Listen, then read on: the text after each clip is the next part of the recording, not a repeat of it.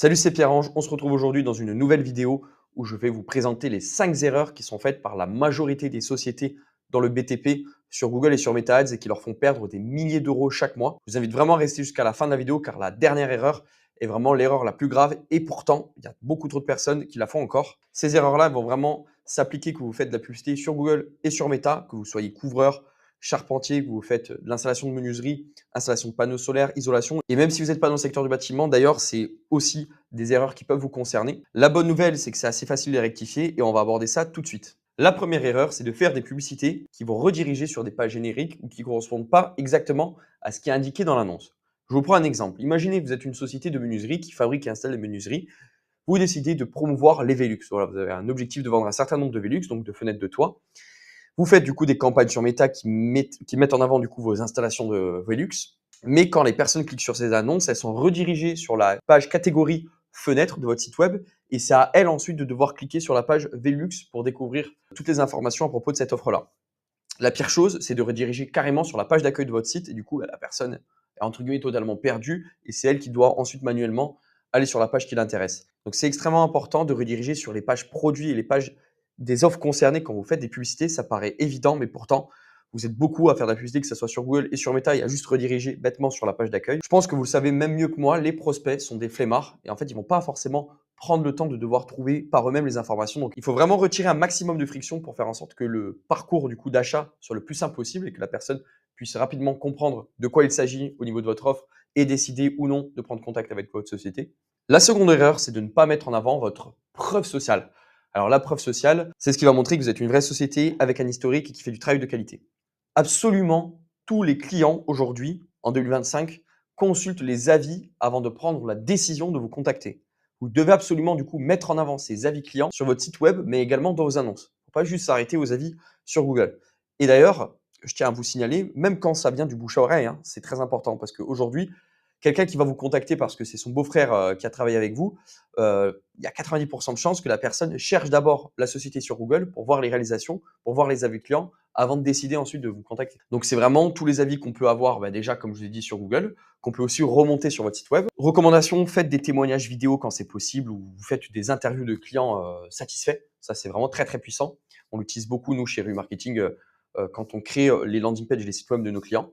Pareil, donc ça, c'est sur le site d'un de nos clients. On a fait un avant-après. Donc, très bien, ça, si vous avez un service sur lequel vous pouvez montrer un avant-après, c'est idéal. C'est une des meilleures pratiques.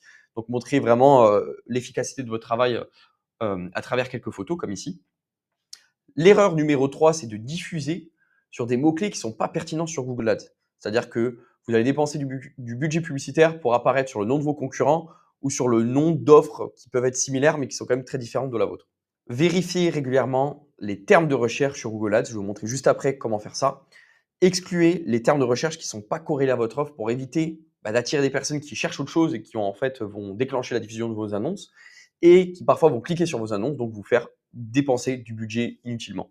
Donc, je vous donne l'exemple ici d'un client qui est un installateur de panneaux solaires. Donc, nous, on propose une offre d'installation de panneaux. Donc, ce qu'on a fait, c'est qu'on a exclu là les deux noms de concurrents. Donc là, en fait, c'est les termes de recherche. Ce n'est pas pareil que les mots-clés. Je vais vous montrer en 2 secondes comment y accéder. Et en fait, c'est vraiment ce qu'ont cherché les utilisateurs pour déclencher vos annonces. Parce que oui, sur Google, ce n'est pas parce que vous mettez un mot-clé que vous allez uniquement diffuser sur ce mot-clé. Pour faire ça, il faut mettre le mot-clé en exact avec des crochets. S'il n'est pas avec des crochets, c'est-à-dire avec des guillemets ou en large, donc sans guillemets, sans rien, vous allez diffuser sur des mots-clés qui peuvent être similaires mais différents. Donc nous, on a exclu le nom des concurrents parce que vous voyez qu'on a eu 2 clics en plus assez chers dessus. Et donc, on les a exclus pour faire en sorte de ne plus jamais diffuser dessus. Pour aller dans vos termes de recherche, vous allez voir, c'est simple comme bonjour. Donc déjà, vous allez dans votre campagne. Ensuite, vous décidez de la période sur laquelle vous voulez voir les termes de recherche, donc les mots-clés qui ont été cherchés par les utilisateurs et qui ont déclenché la diffusion de vos annonces. Donc, l'idée, c'est vraiment de faire un travail quotidien, si possible, ou minimum hebdomadaire, pour aller voir un petit peu ce qui a été cherché et exclure ce qui n'est pas pertinent. Donc, moi, je vais mettre sur la semaine dernière, je vais sur ma campagne, et ici, dans Insight et Rapport, je vais aller dans termes de recherche. Et donc là, vous voyez qu'ici, j'ai accès vraiment à toutes les expressions qu'ont cherché les utilisateurs qui ont déclenché au moins une impression de mon annonce. Donc, si vraiment vous voulez aller dans quelque chose de très précis, je vous recommande absolument de faire ça au début. Excluez quand c'est pas pertinent, même s'il y a eu une seule impression déclenchée, pour vraiment faire en sorte que le mot-clé qui n'est pas pertinent ne déclenche plus jamais la diffusion de vos annonces. Sinon, regardez uniquement les clics. Donc là, vous voyez que là, on a installateur photovoltaïque, installation panneau solaire, préinstallation panneau solaire avec batterie. C'est cohérent parce que pour le coup, on a une offre d'installation de panneaux solaires et on propose aussi la batterie. Donc, pour le coup, je ne vais pas exclure ces mots-clés-là vu qu'ils sont pertinents. Donc, on veut avoir des clics dessus, même s'ils sont chers et qu'il n'y a pas eu de conversion, ça arrive. Par contre, ce que je peux faire, c'est peut-être trier par impression. Et là, on se rend compte de quoi? Si on cherche un petit peu, ben voilà, E de toi, par exemple. Ben moi, E de toi, c'est un concurrent. Je n'ai pas envie de diffuser sur le nom du concurrent. Donc, je vais exclure. Voilà, je vais le mettre en expression comme ça, faire en sorte de ne plus jamais apparaître sur de toi. Je vais l'exclure de ma campagne, simplement. L'erreur numéro 4, c'est d'effectuer des changements brusques au niveau de votre budget publicitaire ou d'arrêter de manière intempestive vos campagnes.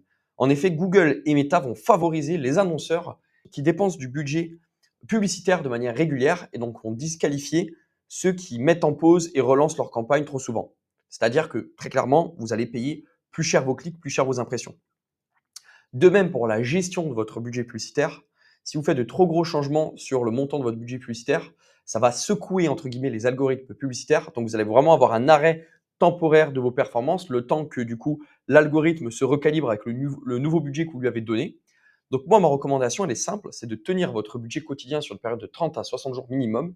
C'est-à-dire que si vous voulez dépenser 3 000 euros, on va dire, sur 2 mois, mettez 50 euros par jour et ne changez pas ce budget-là. Et même si vous n'êtes pas rentable au début, c'est normal, hein, une campagne, ça a un temps de mise en route.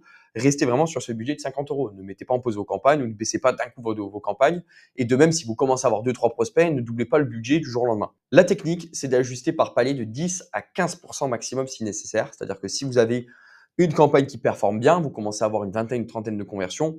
À ce moment-là, peut-être que, je sais pas, vous dépensez 100 euros par jour, vous les montez à 200. Commencez par monter à 115, attendez 2-3 jours, essayez de voir si vous avez toujours autant de conversions. Si c'est toujours bon, montez à 125 et faites ainsi de suite jusqu'à atteindre les 200 pour vraiment augmenter progressivement vos dépenses tout en conservant le même flux de leads. Pour finir, l'erreur numéro 5 qui est la plus grave et qui est encore une erreur que je vois trop souvent sur les comptes Google Ads et aussi Meta Ads qu'on reprend aujourd'hui chez Review Marketing, c'est de ne pas remonter correctement ce qu'on appelle les actions de conversion. Donc les actions de conversion, c'est l'action que l'on souhaite obtenir de la part du visiteur du site. Donc ça va être soit de nous appeler avec son téléphone, soit d'effectuer une simulation si vous utilisez un simulateur, soit de remplir tout simplement un formulaire de contact. Ne pas mesurer vos actions de conversion, c'est exactement comme si vous conduisez, mais à l'aveugle. C'est-à-dire que vous n'avez aucune idée de ce que vous faites. Vous n'allez pas pouvoir du coup connaître la performance de vos campagnes. Donc en fait, vous n'avez aucune idée de quel mot-clé fonctionne le plus, quelle audience fonctionne le plus, est-ce qu'il y a une offre qui se démarque d'une autre. Donc en fait, honnêtement, ne faites pas de pub si vous n'êtes pas capable de remonter correctement les actions de conversion. Et surtout, quelque chose de même peut-être plus grave, c'est que les algorithmes publicitaires ne vont pas pouvoir bénéficier du fameux effet d'apprentissage qui vous permet d'obtenir un flux de nouveaux prospects de manière régulière. Je m'explique. L'effet d'apprentissage, si vous voulez, des algorithmes publicitaires, c'est leur capacité à apprendre de vos prospects. C'est-à-dire que Google, par exemple, va enregistrer 20 ou 30 personnes qui ont rempli des formulaires et ensuite, il va commencer à comprendre quel est le profil des personnes qui remplissent le formulaire, donc qui ressemblent en fait à vos prospects. Et il va être capable ensuite de diffuser les annonces auprès de personnes qui ont plus de probabilité de remplir le formulaire qu'au départ de la campagne. Et c'est vraiment ça qui va vous permettre d'avoir un flux continu de nouveaux prospects et d'améliorer la performance de vos campagnes. Donc j'espère que cette vidéo vous aura plu. Honnêtement, si vous réglez ces 5 erreurs, normalement, vous êtes censé commencer à vraiment gagner de l'argent avec Google ou Meta Ads. Si vous avez besoin d'accompagnement, vous pouvez me contacter directement en description en remplissant le formulaire. Je me ferai un plaisir de vous conseiller et de voir si un accompagnement par Review Marketing est possible. Abonnez-vous à la chaîne YouTube si vous voulez recevoir plus de contenu sur la génération de prospects, Google et Meta Ads dans le milieu du bâtiment. Et d'ici là, je vous souhaite une excellente journée.